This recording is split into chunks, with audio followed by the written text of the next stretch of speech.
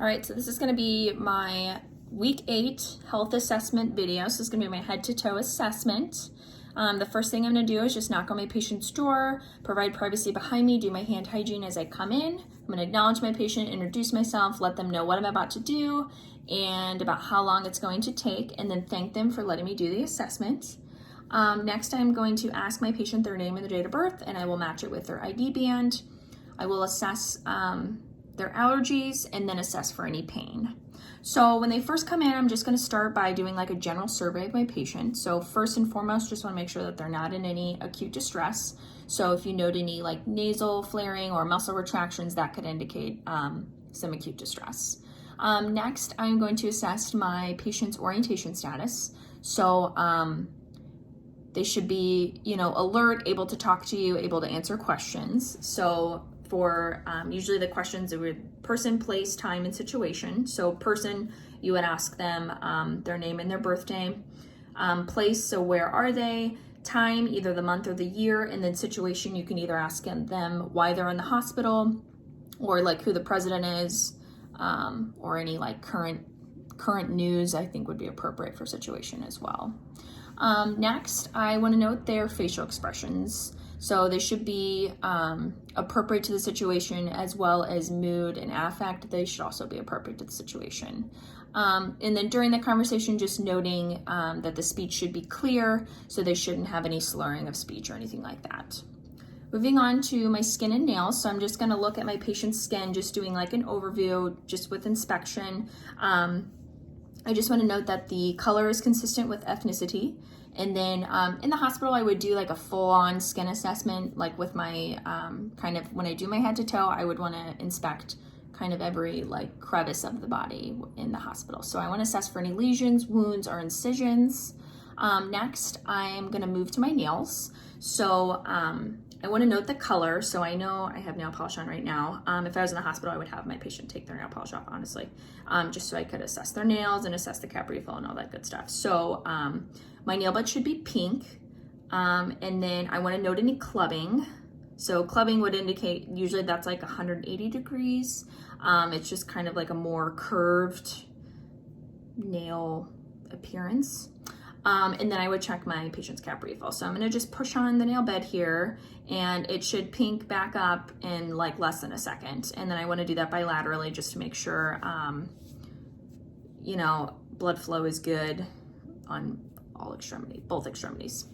After that, then I'm just going to kind of palpate my patient's skin, kind of arms, legs, just make sure that nothing is warmer than one extremity or cooler than one extremity, because you would note that to be abnormal. Moving on to my head, face, and neck. So I'm gonna just kind of palpate through and just make sure that there's no lesions. I wanna note any infestations that my patient may have like in their hair. And then looking at the face in general, just making sure that it's symmetrical. So I want to note if there's a facial droop, noting any ptosis, so any eye drooping, just making sure that the face is symmetrical. Moving on to my eyes, so just kind of looking at my external eye, I just want to note any discharge or any redness. And then I want to note the color of the conjunctiva. So I'm going to just pull down my patient's conjunctiva here, and it should be pink and moist in there, and then the sclera should be white. So I would note that. Next, I'm going to assess my patient's pupils. So first, I'm going to note just the size. So usually normal size is like 3 to 5. Both pupils should be equal and round. Next, I'm going to do just my reaction to light. So I'm going to just kind of shine my pen light in, and they should constrict when the light comes in. Next, I would test for accommodation. So I'm gonna actually hold my pen light out in front of my patient, have them focus on my pen light, and I'm gonna tell them I'm gonna move it towards you, but don't move your head, just follow the pen light. So I would just move it in, and then I would move it back out, and then they were able to accommodate. So when I documented, I would say, pupils, equal, round, reactive to light, and accommodation, and then you would note the size. So you could say at 3 millimeters, and then that's what PERLA stands for. Next, I'm gonna move on to the ears. So just kind of looking at the external meatus of both ears here, just kind of noting, I wanna note any discharge or any redness. And then just based on the conversation, I just want to note any hearing loss. So if you feel like the patient is always asking you to repeat the question, or you don't really feel like they're hearing you well, that could mean, that could indicate some hearing loss. Moving on to the nose. So internally, I'm gonna look in, and I can probably use my pen light just to kind of get like a better view. But I would just look for basically any deformities, any asymmetry, and any inflammation. And then I want to note any drainage. So if they have a runny nose and it's just been running for a long time, I would want to note that. And then I would have them, I'm going to just test for nair patency. So I'm going to just have them hold one nair and then breathe in, and then do the other side. So then I would document that both nairs are patent. Moving on to my mouth and throat. So just kind of looking at my lips, they should be pink and moist. They shouldn't be dry or cracked. That could indicate maybe like some dehydration. I would have my patient open their mouth and like stick their tongue out and just kind of look in. So tongue should be pink and moist. I'm gonna look at their gums and just make sure those should be pink and moist as well, and they should not have any lesions. If I have an older client that maybe has some dentures, I would have them take their dentures out and just kind of inspect even more in there, just to make sure that there's not any lesions. Look for any like thrush or anything like that. Moving on to my respiratory assessment. So just first inspecting, making sure that they're not using any accessory muscle use to breathe, that they're not in any acute distress. So then I would listen to my anterior and my posterior lung sounds. So first, just noting that I should be doing it over bare skin. You're going to listen on inspiration and expiration. And then it should be, when you're listening, you're going to be doing it in like a rough Z pattern. And I'll kind of, show that in just a minute. So I'm going to go ahead and listen to my anterior first.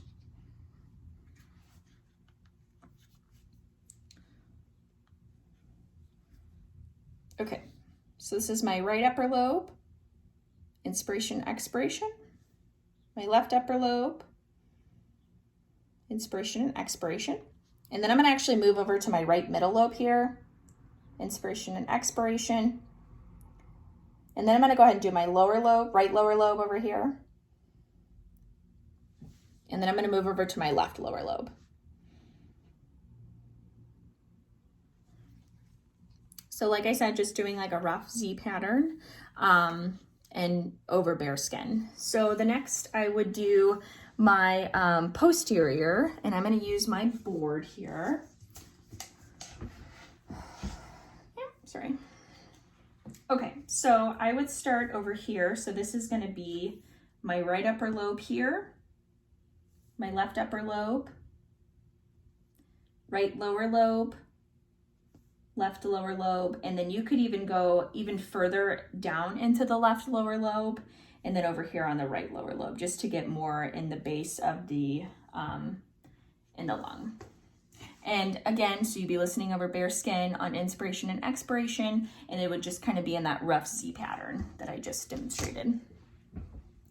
So next, I would move on to my cardiac assessment. So first, what I'm going to do is just assess my patient's carotid pulses. So I'm going to do them one at a time. I'm just going to assess. I'm going to note the rate and the rhythm. And I'm going to do it again on the other side, and then they should be 2+ bilaterally. At like a 35 or 30 to 45 degree angle, I'm going to just assess for any JVD. And then I'm going to go ahead and listen to my heart sounds. And then I would be listening over bare skin. And I'm going to use my diaphragm and my bell. So I'm going to use my diaphragm first and then my bell, just to make sure that there's not any murmurs.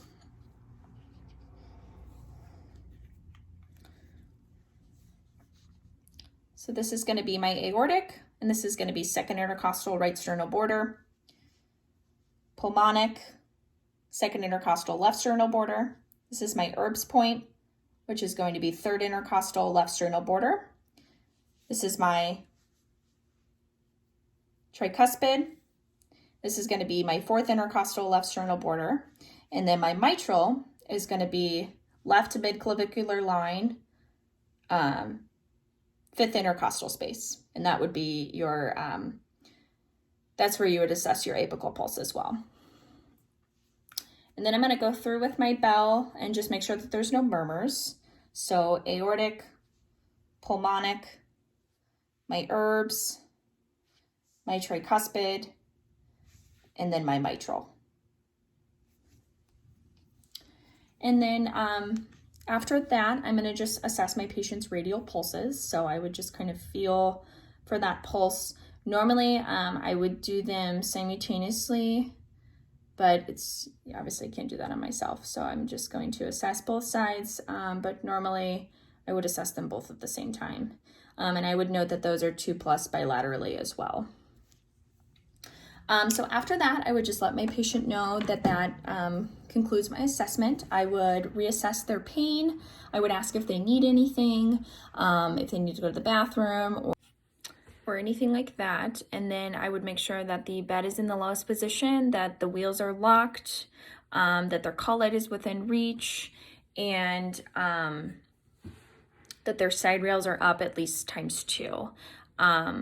And then after that, I would just thank my patient and I would do my hand hygiene on the way out.